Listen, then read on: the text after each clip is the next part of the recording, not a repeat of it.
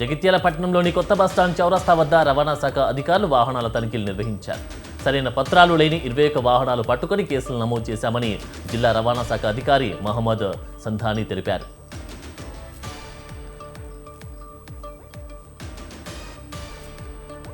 జల్సాలకు అలవాటు పడి దొంగతనాలకు పాల్పడుతున్న ముఠాను పెద్దపల్లి జిల్లా బసంత్ నగర్ పోలీసులు పట్టుకున్నారు. రామగుండం మస్జిద్ కార్నర్కు చెందిన 4 అంతర్రాష్ట్ర దొంగల ముఠాను పోలీసులు అరెస్టు చేశారు. నిందితుల నుంచి 28 తులాల బంగారం, సెల్ ఫోన్, ఆటో, 7,000 రూపాయలు స్వాధీనం చేసుకున్నారు. యువత వ్యసనాలకు దూరంగా ఉండాలన్నారు. తప్పు చేస్తే కఠిన చర్యలు తప్పవని డీసీపీ ఈ సందర్భంగా హెచ్చరించారు. సంగారెడ్డి జిల్లా పటాన్ చెరువు ఎక్సైజ్ పోలీస్ స్టేషన్ నుంచి ఓ నిందితుడు రాత్రికి రాత్రి పరారయ్యాడు.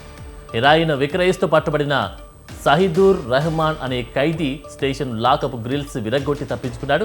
హెడ్ కానిస్టేబుల్ ఫిర్యాదు మేరకు Patancheru law and order police స్టేషన్లో కేసు నమోదైంది. నిందితుడి కోసం పోలీసులు ప్రత్యేక బృందాలు గాలిస్తున్నాయి. కొందరు వ్యక్తుల వల్ల తనకు ప్రాణహాని ఉందని తాడేపల్లిగూడెం రామేశ్వర్లాల్ కంపెనీ యాజమాని పదం కుమార్ గుప్తా తెలిపారు. సత్యనారాయణ స్వామి ఆలయం సమీపంలోని 150 కోట్ల రూపాయల విలువైన 2.5 ఎకరాల తన ఆస్తిపై తప్పుడు డాక్యుమెంట్లు సృష్టించి ఆక్రమించుకునే ప్రయత్నం చేస్తున్నారని ఆరోపించారు. ఈ వ్యవహారంపై న్యాయ పోరాటం చేసిన తనను చంపేందుకు ప్రయత్నిస్తున్నారని ఆరోపించారు.